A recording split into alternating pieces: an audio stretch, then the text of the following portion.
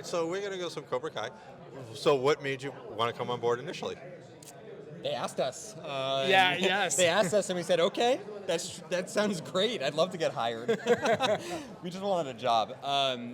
We thought it was just kind of it's interesting because when we first learned about the project, we didn't really know how connected it was to the original movies. We thought maybe it was going to be some kind of reboot. It wasn't until we read the script that we realized that it's actually this continuation of this story.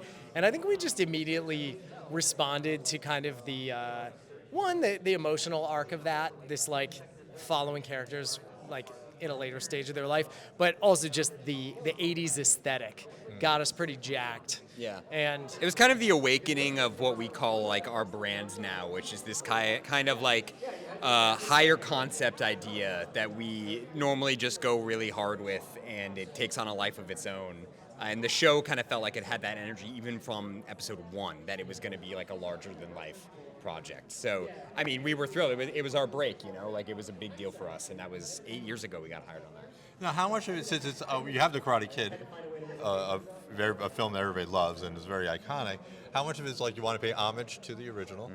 At the same time, you got to create your own distinct sound. So what was the balance in the music for trying to do that? It's definitely a balance. I mean, there's like, you're trying to tap in, I think, for us into the same emotions that people would feel if they were watching the original. That doesn't mean you necessarily have to do the same thing, but you need to kind of understand where it is you're trying to get the audience emotionally and in terms of story investment, and then like make decisions that lead them to the same place. So like we use a totally different palette than the Karate Kid movies, but like it's kind of influenced by it in certain ways to create the same response. For you, what was the most fun about evolving it over series episodes? A lot of times people they come on for an episode too. You got to actually be part of it for a longer period. 65 episodes. We were on for 65 episodes. Every season got crazier and crazier and crazier. And at the end of every season finale, we were like, how the hell are we going to do this for another season? And you know what? We always do. We always did it because we were always inspired. Everything on there, we were just fans of the show. And that, in turn, made us so excited to score the show. Everyone on it, John, Josh, and Hayden, who created it, were so supportive of our crazy vision for the music. I mean, by the end of it, we started off with kind of just bass drums and guitar, and by the end of it, we had an operatic choir. We had a full Wagnerian-sized orchestra. We had synthesizers, and we had, still our bass drums, guitar. We had we had Korean instruments everywhere. It was just a dream come true project. We're very creatively fulfilled.